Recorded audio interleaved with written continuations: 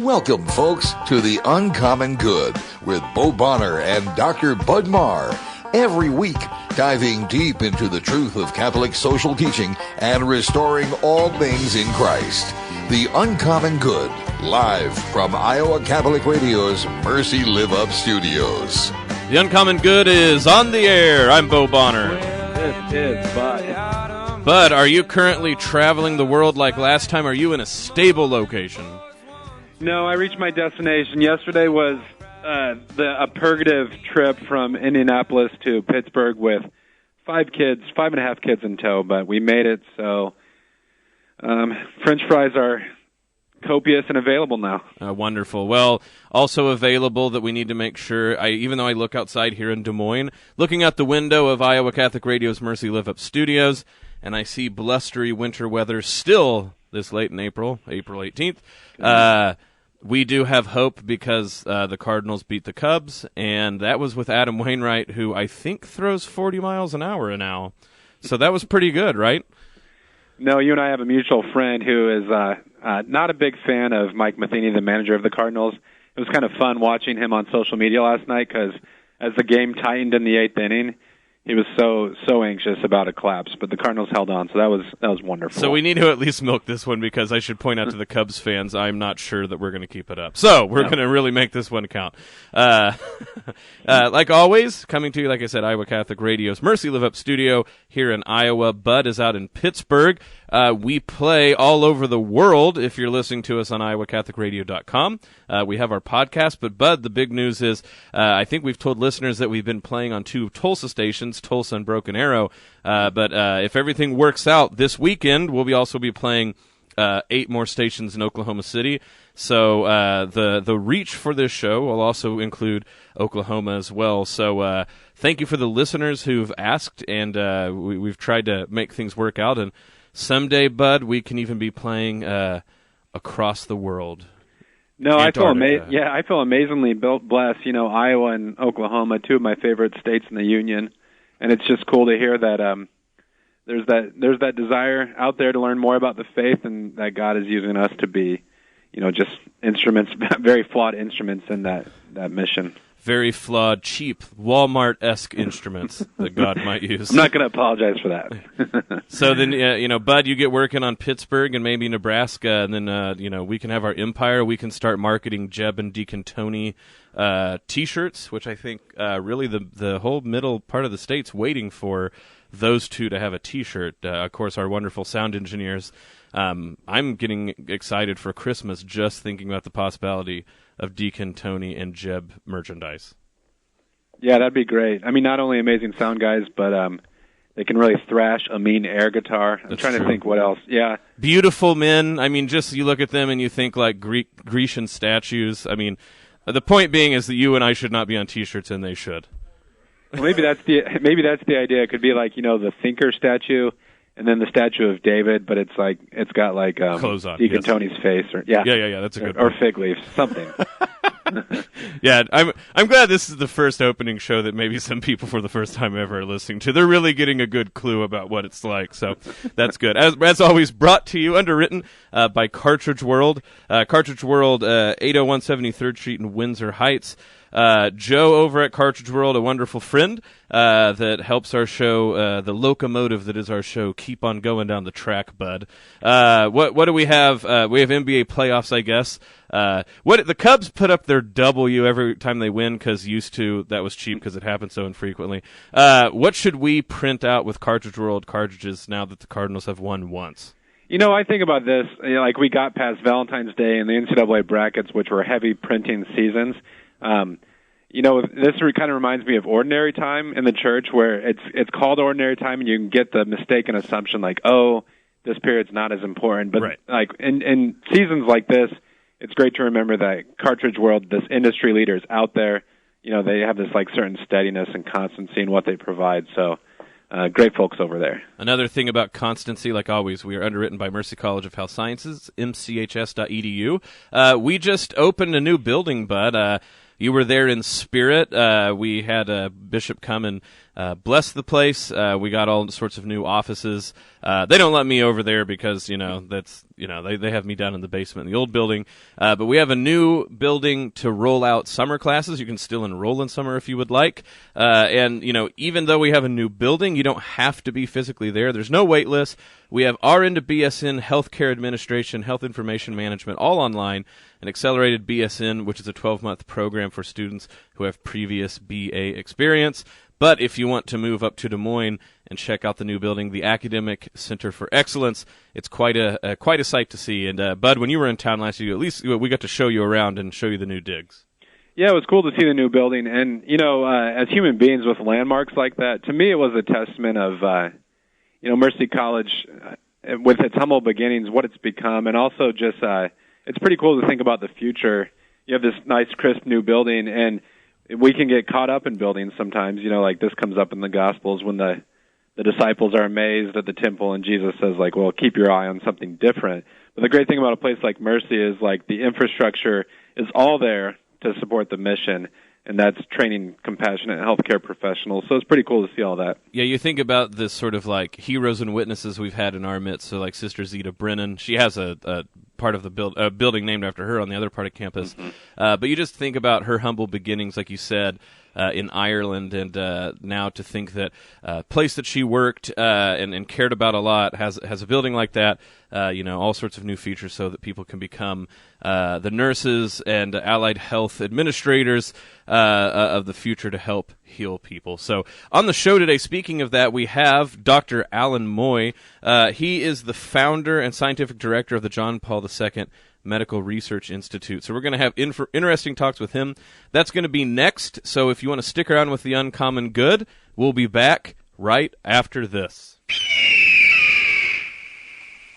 But as always, we like to talk about the Zip Whip line. So if you want to talk to us during the show, 515-223-1150, 515-223-1150. I'm looking here, and there's a text that started off, "I love your show." So I was thinking it was us, Bud, because I'm arrogant. But it's actually for John Leonetti. But the number looks familiar, maybe that might be a Leonetti relative. I'm just it was speculating. It was you. Well, that's very sweet and kind of you, Bud. So if you want to send other sweet, remarks to our show, or you want to criticize us, or if you want to say, why aren't you John Leonetti again, 515-223-1150, the Zip Whip line. Always open, always ready, always fast, always snappy. So we'll be back after these messages. The Uncommon Good. Stick around. Thank you, Construction Professionals, for your support of Dowling Catholic Sports 365. Construction Professionals is a family-owned business dedicated to our customers. Whether designing, building, or renovating, we are here to better serve you. St. Vincent de Paul's assists those living in poverty to become self-sufficient. Learn more at svdpsm.org or call 515-282-8327. This message brought to you by Homemakers Furniture. Support for the Uncommon Good is provided by Cartridge World. Cartridge World is an industry leader delivering high-performance printing products that help you save time, money, and print great. Perfect for businesses, home offices, college students, or busy moms trying to find affordable printing supplies including ink, toner, paper, or printers. For business customers, pickup and delivery are available. Products are guaranteed or full replacement. Cartridge World, your low-cost, environmentally friendly printing experts, 801 73rd Street in Windsor Heights, 515-564-7400, and online at cartridgeworld.com. Hey friends, John Leonetti here, and I want to thank R&R Realty Group for underwriting my show and for their support of Iowa Catholic Radio. R&R Realty Group is locally owned by a Catholic family, built on trust, exceptional customer service. rrrealty.com. That's rrrealty.com. There are millions of children that go hungry every day. Thank you to Skeffington's Formalware for supporting Mary's Meals. Their vision is that every child in the world should be able to receive at least one good meal every day in a place of education. MarysMealsUSA.org. Last year, 150, or 150 students gained essential employment skills and graduated from computer classes through Catholic Charities Hispanic Community Outreach. With your help, we are making a difference, but the need continues. Learn more at CatholicCharitiesDM.org. We're back with the Uncommon Good. Bo Bonner, Dr. Bud Marr, coming to you on this winter-spring day. If any of you are like C.S. Lewis fans and you have befriended the White Witch, you need to stop, because Turkish delights are not worth it. Any rate, Bud, to brighten up and warm our day, let's go ahead and talk to Dr. Alan Moy. Dr. Alan Moy, founder and scientific director of John Paul II Medical Research Institute. This is in Iowa, so it's wonderful to have someone not only talking about this important issue, but to have someone from the home state coming on the show and talking about this. Dr. Moy, welcome to the show. Thank you. Thank you for coming on. So one of the things that starts to be interesting when we go looking out for guests is, people think about the common good, and I'm sure there's sort of two ideas about it. Either we're going to talk about politics in the sort of easy, shallow way, political parties, things like this, or maybe someone knows Rerum Novarum and thinks we're going to have, a year's worth of show on Rerum Novarum. What we try to do is show how even something that maybe you don't immediately think of, like biomedical concerns, show that it has a larger social component and the role it plays in the common good. And so it was wonderful to get in touch with you so we can hear someone, so to speak, on the front lines of these issues. So before we start, though, getting in that deeper issue, would you mind telling people what it is that you do and what your organization does? Sure. So, I'm the founder and scientific director of the John Paul II Medical Research Institute, which was founded in 2006 here in Iowa City. And probably there's still a lot of Iowans who have never heard of our institute. The JP2 is a nonprofit organization whose mission is to advance adult stem cell research and or use adult stem cell research as therapies or as tools for our therapeutic priorities. And those therapeutic priorities have focused on areas where the biotechnology industry either one or two problems exist. Either they're underperforming under unmet medical needs, or there are secular biotechnology ethical issues that conflict with Catholic moral teaching. So our therapeutic needs, our therapeutic priorities are focused on chronic neurodegenerative disorders like Alzheimer's, Parkinson's, spinal cord injury, ALS, etc., and cancer. Third is rare diseases. These are diseases where less than 200,000 people in the United States are afflicted with those conditions. And lastly, chronic diseases, which can be common, where the biomedical research community, including the pharmaceutical industry, are underperforming in these areas, such as a number of chronic lung diseases. Dr. Moy, this is Bud Marr. Thanks for being on. When we get into some of these discussions about research, I know that in the reading that I've done, a distinction is drawn between utilizing fetal stem cells or stem cells from embryos and adult stem cells. Could you talk some for our listeners about the distinction there? Sure. And this is the frequently asked question that we get is, what is a stem cell, and what are the different types, and how is among Catholics, which stem cells are considered in line with Catholic teaching. So, essentially, adult stem cells or a stem cell. Let me back up. A stem cell is a cell that has two basic properties. One is that it has the ability to self-replicate, that is, make daughter cells copies of itself. And the other property is that it has the ability to differentiate or to convert into a more specialized type of tissue, like heart tissue, brain tissue, or whatever. So an adult stem cell is a stem cell that is derived at the moment of birth to adulthood.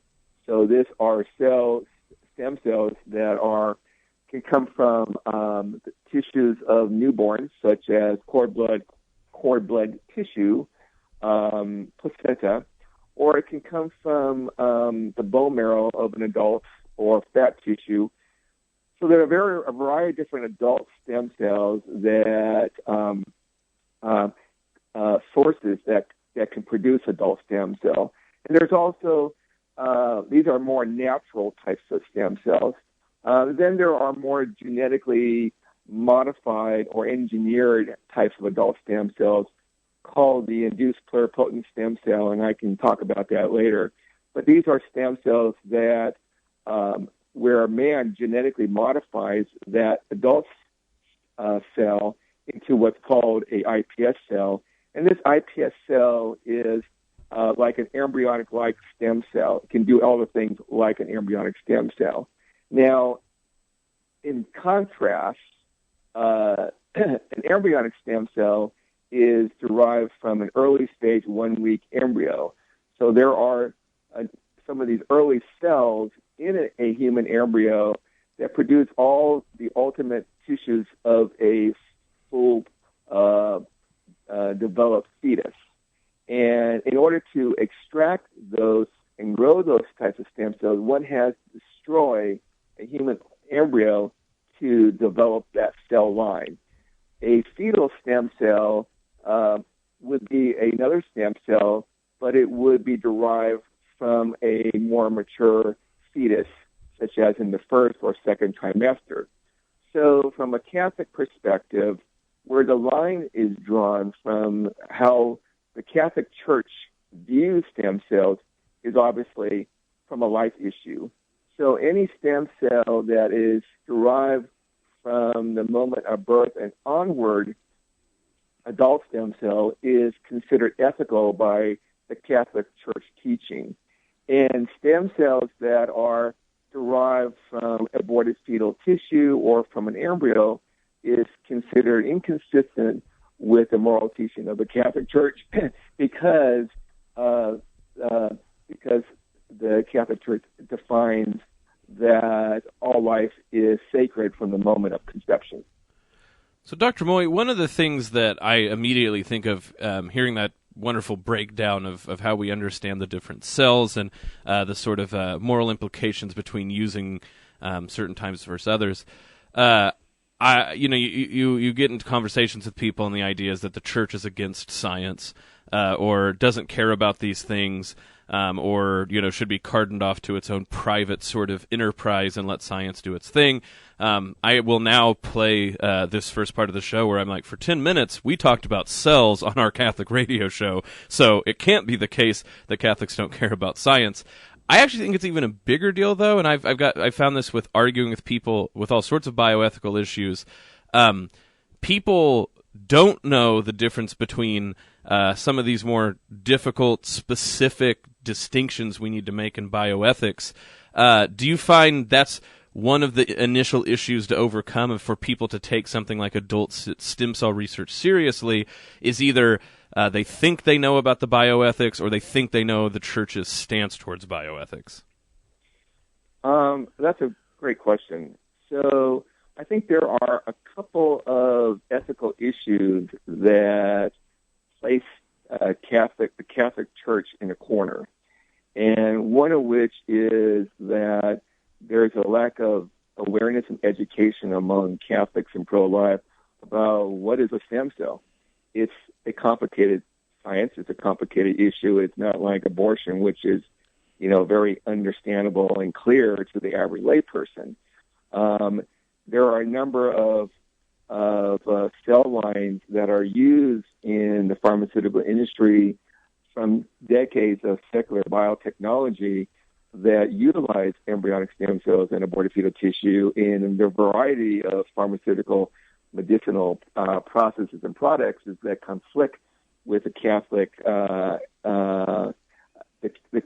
the Catholic moral doctrines. The second issue has to do with I think where the Catholic Church has had to play on the defensive and be reactionary when you're dealing with sick patients. When patients are sick and they're dying, they have chronic life-threatening disease or terminal diseases, it is a natural human response for people to say, I'm looking for a cure. And what the secularists have offered to society and those patients is, we can achieve that cure by offering you these types of therapies that utilize an embryonic stem cell or aborted fetal tissue. But the Catholic Church is being portrayed as, well, you're just not interested in helping to cure sick people. And we have historically not put enough emphasis on, over decades within the Catholic community, of providing real alternatives that are pro-life. And so it's hard to respond to those patients and groups that are looking for cures, and all the Catholic Church has been able to do is react and be defensive and say, well, this is immoral. Well, that's a great point, Dr. Moyen. Correct me if I'm wrong here, but in looking at some of the literature, it sounds like some breakthroughs have been made utilizing adult stem cells, which are, of course, like an ethical option from a Catholic perspective. But it does seem to me like we have to be careful about how we communicate or talk about that, because we also, I would say, don't want to fall into the trap of the question is not for Catholics ultimately what is most effective, you see. And so just we can talk about the breakthroughs using adult stem cells, which is delightful, but I mean, as I understand it, we're intrinsically opposed to using embryonic stem cells. Yeah, I think we have to be very careful about overhyping and under-delivering. Yeah. When we are communicating what are the potential cures and historical successes of adult stem cells. On the flip side, we also have to be careful as Catholics, and we have to be careful about trying to undermine the secular's argument that, well, embryonic stem cells haven't cured anybody, therefore why do we have to worry about this when adult stem cells have achieved so much?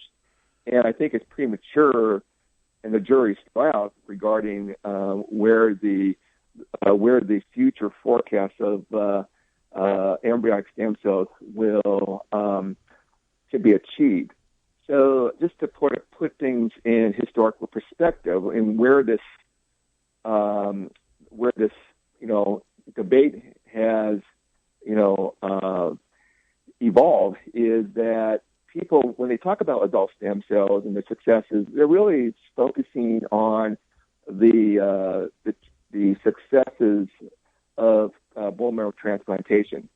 So bone marrow transplantation is really, which many of us know what that is, or we know people who've had a bone marrow transplant, is that these are stem cells that are populated in the bone marrow that are given to patients who have perhaps some advanced refractory form of bone marrow cancer, like leukemia or lymphoma. And they're given chemotherapy to wipe out the bone marrow, then they're given this bone marrow transplant from a normal donor to basically repopulate their bone marrow after receiving chemotherapy. And so a lot of the talk about the success of the bone marrow transplant, of adult stem cell, have focused on that, on bone marrow transplantation. It's important to know that bone marrow transplantation and the disorders that it treats represents a very, very small fraction of human disease. Bone marrow stem cells cannot become heart, they cannot become liver, they cannot become anything but generally blood-borne cells. And so the cord blood has been utilized as alternative for bone marrow transplantation when you cannot find an appropriate bone marrow transplant donor. These stem cells, these treatments have been around for decades. The problem when in the field of regenerative medicine, when we talk about adult stem cells, we're often referring to a different type of stem cell therapy. We're talking about stem cells that are derived different types of stem cells that derive from other types of tissues that are taken out, purified, grown up in large numbers, and then given to patients with certain types of disease, whether it's multiple sclerosis, Alzheimer's, spinal cord injury, so forth. Those studies to date have shown that they're safe, but they have not been shown to be uniformly efficacious. So there has been a lot of research done, but there's more research needs to be done to figure out how do you make these adult stems more effective. And that's where places like our institute and others are working to find those solutions. Dr. Moy, one of the things that I think this is bringing up is people want easy solutions, marketable solutions. They want miracle stories. They want it to be easy. One of the things that I'm always amazed at when getting to talk with actual scientists and doctors is the sort of yeoman's work, the sort of like getting your hands dirty in the garden of really taking the time to do the research it takes to prove these things, to fix them, to get them, to set up the future where they might be, like you said, more efficacious. Part of this seems to me that when we talk about the education that needs to happen, it's not just like specifically what is a stem cell. Part of this reaches back to the great Catholic tradition about, why science took off in the Catholic world, right? Because God made the world and we believed it could be studied, and that studying it was a sort of praise of our Creator. Do you think that's something standing in the way as people, if they don't hear that, like, if they give their money, there will be, within a year, some sort of solution, they're maybe scared of the sort of hard, long work that it actually takes to do the research necessary? That might be part of the reason. I think that medical research tends to be long. It tends to be hard. It's also very unpredictable. It takes a lot of money. It takes a lot of time, and it's all about persistence. And biology is not as straightforward and as computer science or other types of scientific disciplines. Medicine, biology is written by a different set of rules and unpredictabilities, and so you learn a lot along the way, and most research successes take a long time, and so you have to have a patience, and also the people who donate money have to realize that, it may not necessarily help them directly because science takes a long period of time. So they do have to have some sense of altruism that their efforts in the now, in the present, can help people in the future, and those future people could be their child, or could be their grandchild, and so they have to also take a long-term view. I think what has happened within the Catholic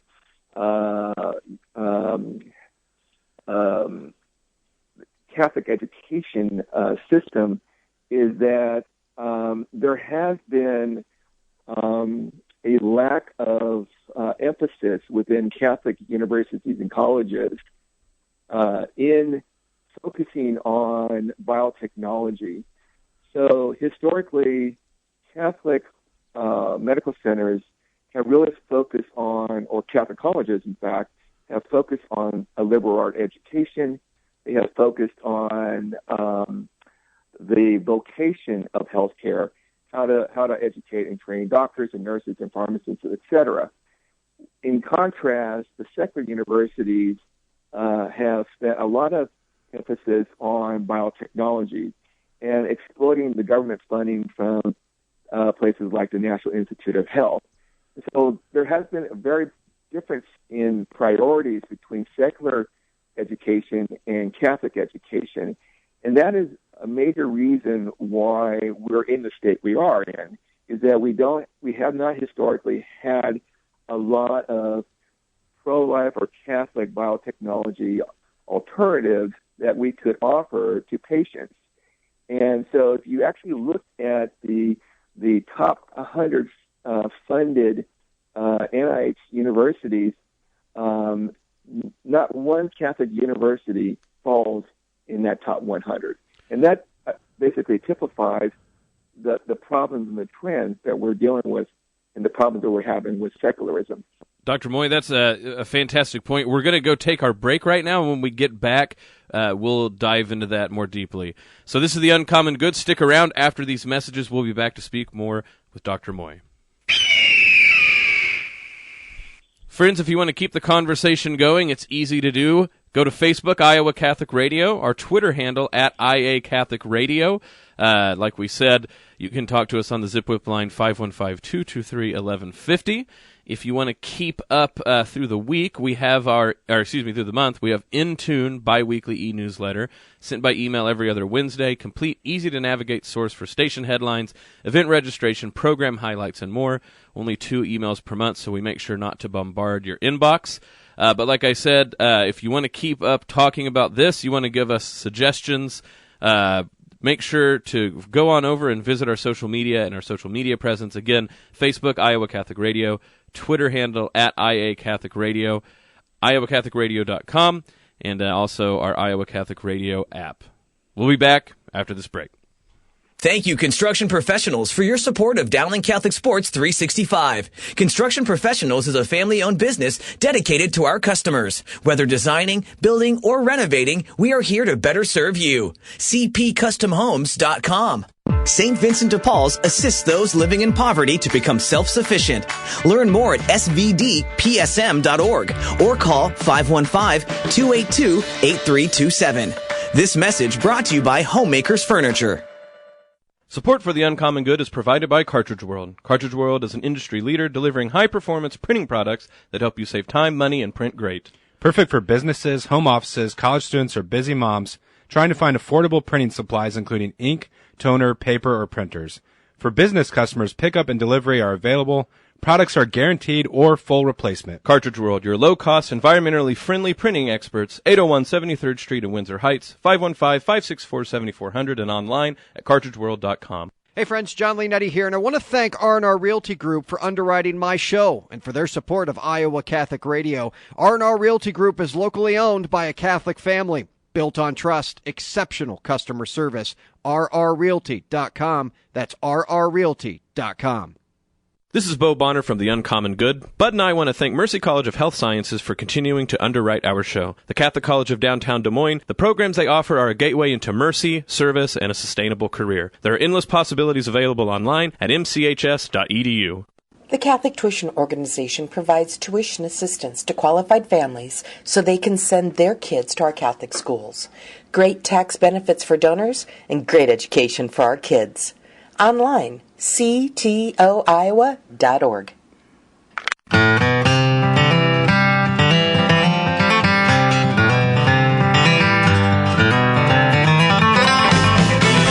Back with The Uncommon Good. Bo Bonner, Dr. Bud Marr. We're speaking today with Dr. Alan Moy, like I said, not too far away, just over here in Iowa, talking about biomedical issues, the John Paul II Institute that he runs and founded, and just the whole way of how are we going to do a better job of getting the word out about what all technologies in line with Catholic teaching can provide. Dr. Moy, when we left off, you were talking a bit about the difference between how secular medicine and education and medicine has sort of set the field off balance, as we should say. What are some practical ways you think that we can make some first steps towards leveling the playing field in that regard? Sure. Well, I think that the Catholic community needs to recognize that our prior strategy of reacting to secular biotechnology, of condemning it or opposing it rhetorically, is a failed strategy. Whenever embryonic stem cells have arrived, or any some types of secular biotechnology that has conflicted with Catholicism, the typical response is to oppose it and back to it. And I think that historically that strategy has always failed. So what has worked? I think what has worked is looking at historically what has worked among the Catholics. And there are two really great examples of that. One of which is 100 years ago, over a century ago, our Catholic hospital healthcare system was created by the Sisters of Mercy and the Franciscan orders. And so without their efforts, we would not have a Catholic hospital system that we enjoy today. Also, when the birth control and in vitro fertilization came to the forefront in medicine, the people like Dr. Tom Hildreth, who founded the Pope Paul VI Institute, developed pro-life ways to combat IVF and birth control and infertility and birth control. And so these methods, through actually taking on these issues both scientifically and in a very direct way, have shown to be the right solutions. And so I think what we need to have is a Catholic presence where we can sit at the table within government, within academia, and within the pharmaceutical industry and provide these technologies. So I think we need to have a Catholic form of biotechnology and pharmaceutical development. We have to have Catholic-run research organizations. And so I think that is foremost important. And in order to achieve that, I think everyone needs to recognize we're in that same boat. Because if we have an unopposed secular healthcare system, a secular biotechnology industry, that's going to threaten our Catholic hospitals, our Catholic healthcare workers, our patients, and those who are going to pursue careers in biotechnology. You know, that what you were just saying there, Dr. Moy, sets a real challenge for Catholic institutions and I think medical professionals as well.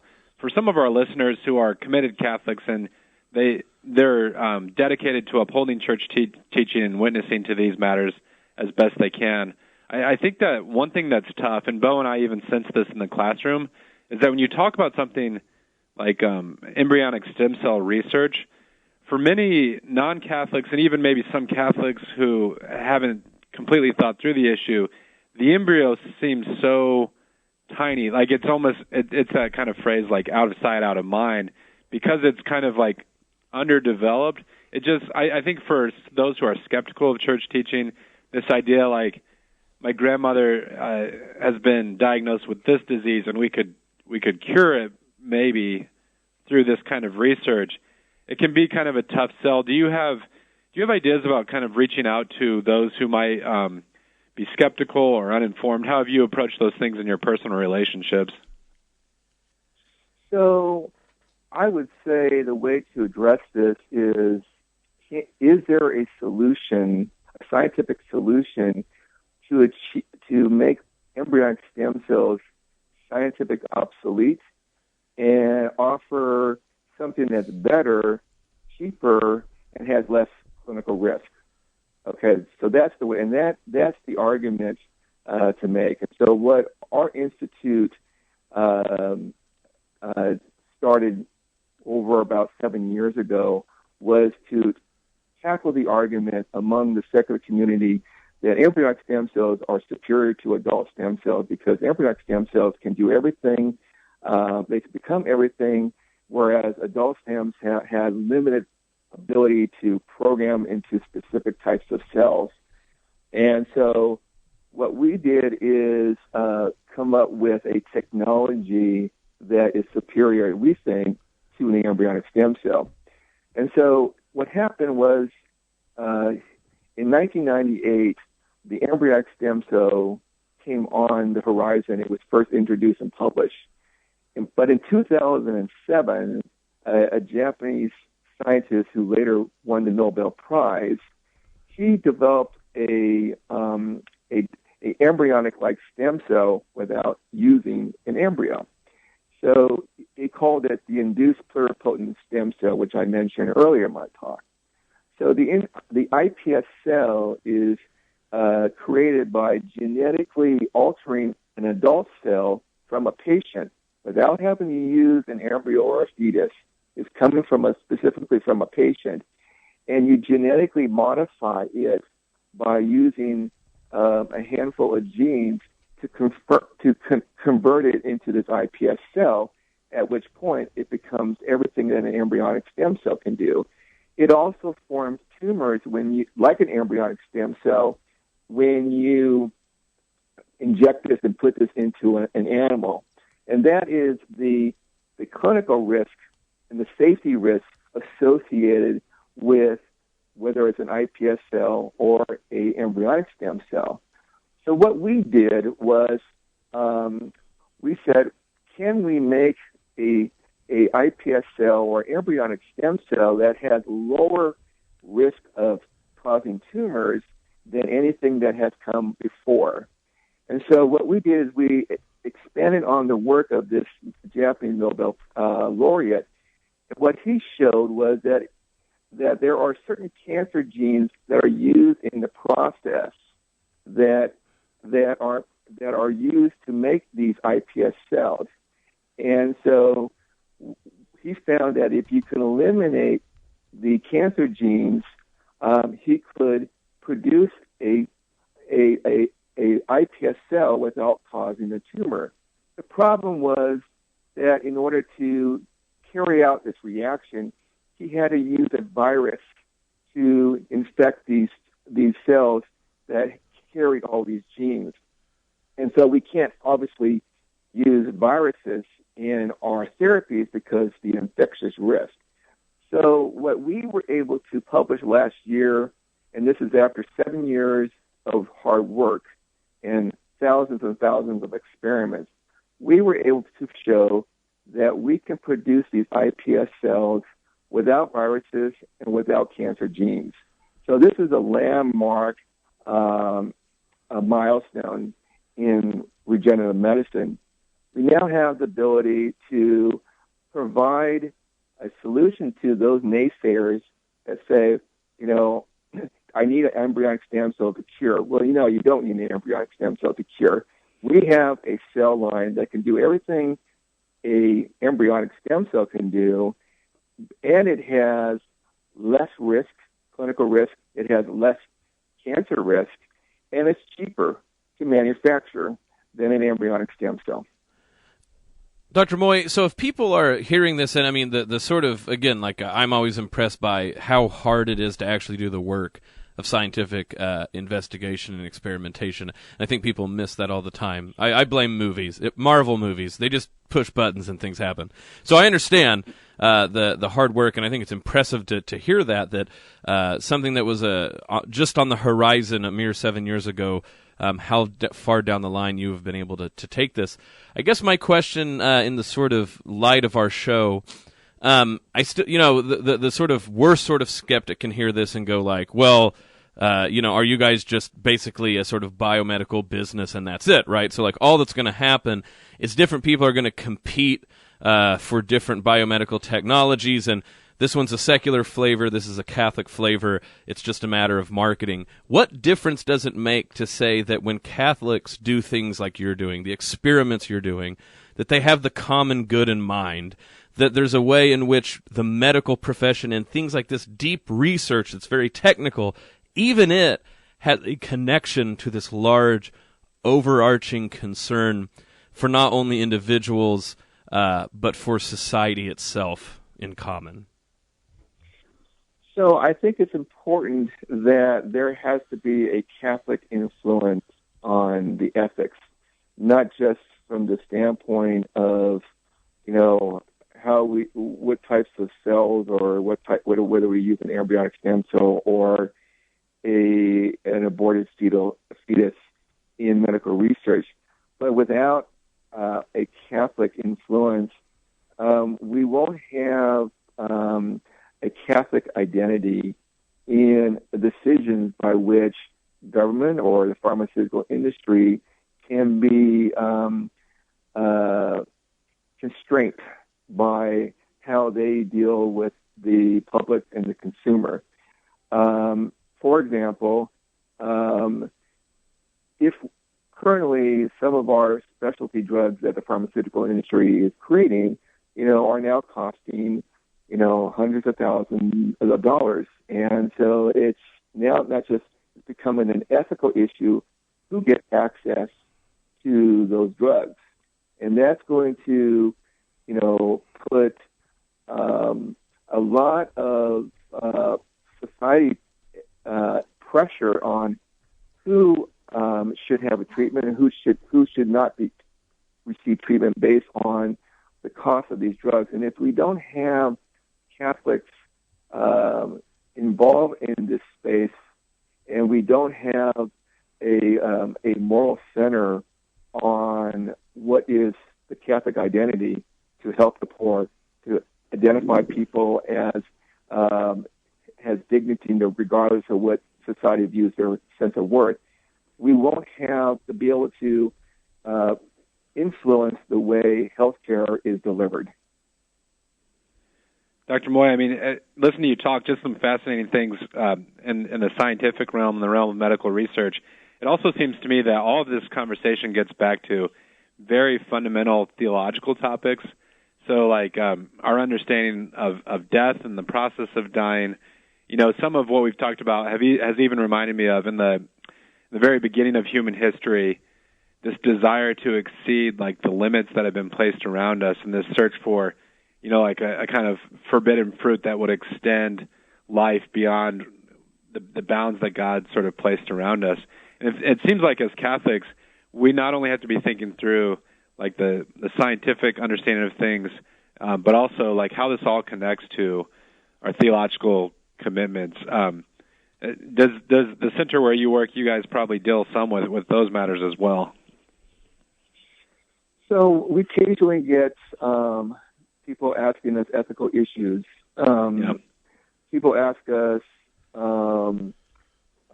things like, I'm a Catholic student working in a lab, and our lab is working with this particular cell line.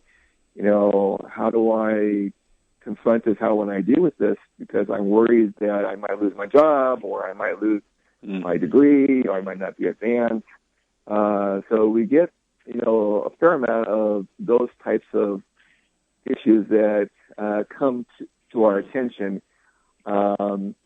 We get a variety of different issues, ethical issues of, how we're going to deal with the cost of healthcare, how we're going to deal with the cost of taking care of patients. We cannot afford, some of these high costs of medicines, and the cost of healthcare is going up increasingly all the time, and it's making some very challenging moral and economic problems for society. And I think that you have to find ways in which to both balance the moral issues, what you need to achieve for patients, and also is there ways in which you can lower the cost of healthcare and provide better quality, at the same time adding innovation, scientific innovation. And I do think it's very possible that you can achieve that goal. Well, Dr. Moy, it's been fantastic speaking with you. If people are more interested in this, not only information about your institute, but some of these issues we've really sprung the sort of first initial ideas about it. Where can they go to learn more about you and more about these very pressing bioethical issues in Catholic biomedical ethics? Well, people can go to our website and learn more about what we do, who we are, what we stand for, and and there's a lot of educational information, and there's research information about our activities. our website is www.jp2mri.org, and that's with the number 2, jp2mri.org. Well, thank you very much. Like I said, this has been Dr. Alan Moy, founder and scientific director of John Paul II Medical Research Institute, like I said, here in Iowa. It's been a pleasure to have you on the show, talking about these important issues. God bless you and your work, and thank you for coming on the show. Thank you. Thanks, Dr. Moy. Thanks for having me. Yep. Well, Bud, it's become that time again where we're getting to the end of our show. I hear things about this, and it makes me always laugh that I work at Health Science College because I could not lead anyone through the difficult biology like Dr. Moy was just doing. But I think we can start to understand, even if we're not the most, science tech savvy, we can hear in that discussion these fundamental questions that it's not just enough to respond to the world when we think something's gone awry. Are we going to, so to speak, put our money where our mouth is and try to come up with solutions to counter what the world has to offer? Yeah, one point that Dr. Moy made that really stood out to me is that the Catholic Church, in various points in history, has been at the forefront of a lot of different endeavors, whether that's education, scientific exploration, and now today the challenge faces us with bioethics. And what's very cool about our history is our Lord gave us this task to go and preach to all nations. And for Catholics, that's always been embodied, where things like education or medicine haven't been seen as something tangential, but as integral to that task. And so I don't know about just teaching at Mercy College, students, young people are asking questions about these matters. And I just don't want to leave a vacuum, where the kind of wisdom of our tradition is not applied to these questions. So it's great to hear of places like the John Paul II Research Institute where that's being done. I think that, there's one hand in which I always will, quote-unquote, give us the benefit of the doubt as one of our stereotypes, right, that the Catholic Church moves slowly. Mm-hmm. I think it's good that we don't jump on every bandwagon. But then there is that time in God's good providence where it's okay, now it's time for us to step up and do something like Dr. Moy was saying, positive, to give our response. And so even though we don't necessarily need to follow every single little trend in bioethics, many of them sort of burn themselves out. In fact, I would say the long history of abuses in medical research is people pursuing things that would never come to fruition. But it makes sense with what he's talking about. We've figured out the power of the cell, as it were. And so it makes sense to say if Catholics want to have an alternative that respects the dignity of human life from its very beginnings, we have some work to do. So I'm glad we got to speak with him. Well, with my last question about theological foundations, I had in mind, as Catholics, we are about the process of healing. I think whatever we do technologically or in the medical field, we have to always be lining that up against our core convictions, where for us it's not a matter of just extending life for as long as possible. You know what I'm saying? Right. If we could somehow engineer the possibility of people to live to 150 years, I doubt that would be a good thing, and it would probably only exacerbate the divide that exists between the haves and the have-nots. But we are about the process of healing. So insofar as we can do that in a way that respects the dignity of each life, that's certainly a worthy cause. Well, I think the only reason you would ever talk about that is for our friends here in the studio and John Leonetti, that they might live long enough to see another Cubs World Series. Well, you and I have joked about, with those sorts of things, we'd probably use it for the completely wrong purpose. Now I can eat burritos for another 4 decades. That's right. So, yeah, probably not worth it for us. Or a Cubs World Series. That's right. Well, this has been The Uncommon Good. May Jesus Christ, the Prince of Peace, reign in our hearts, in our families, in our city, our state, the nation, the entire world. This is The Uncommon Good. We will see you next Wednesday. For all of you who are in Iowa, we have so much going on. Iowa Catholic Radio events. They have stuff listed on this page, Bud, until 2019. It's we got stuff for people to do all the way. The Iowa State Fair booth, Christ Our Life conference coming up in September. What I think we should note today on the show is April 12th, Thursday, we have Ladies Mosaic Luncheon. On May 8th, it's a Tuesday, we have a Man Up event. May 12th, on a Saturday, we have Mary's Meal, 5K, 10K walk run. You're going to come back to do that, Bud? I need to. I'm not. Rachel would be really happy if I made that a priority on my calendar. No, I'm always struck by when you run through those things, just like how many opportunities are available in a diocese like Des Moines to deepen your faith. So it's pretty cool to hear all that. Yeah, and also Catholic Culture Lecture Series coming back up April 28th. Dr. Kenneth Kemp talking about the Catholic Church and evolution. But if people can't make it out of the house, what's some things that we do every day here on at the station that they can be a part of our life? I would encourage our listeners to start each day, maybe if they're an early riser, 5 a.m. doing Bible in a year, and then you can transition right into the Rosary and the Angelus. The Rosary is also played before our show at 9:30 a.m., so a lot of opportunities to grow in your prayer life. And our ministry is not only the people speaking here, it's not only Deacon Tony and Jeb, even though they do belong on a T-shirt. The ministry in many ways is carried by you, our listeners, and people who are willing to donate. So if you feel called to be a part of our ministry, please know that we are always accepting your donations so that we can continue this good work, the message of Jesus Christ, on 24/7 that can go through walls and can be heard at any time. Bud, thanks for being on the show. I hope that eventually winter might end and that your French fries may be sunny and cool like spring should be. I'm beginning to have my doubts about winter ending, but thanks for another great show. Just a lot of fun. So I'll see our listeners next week or engage with them on the radio. There you go. God bless. We'll see you next week. This is The Uncommon Good. Have a wonderful week. The Uncommon Good with Bo Bonner and Dr. Bud Marr is heard every week on wonderful Catholic stations like this one and anytime on podcast. Just search for The Uncommon Good.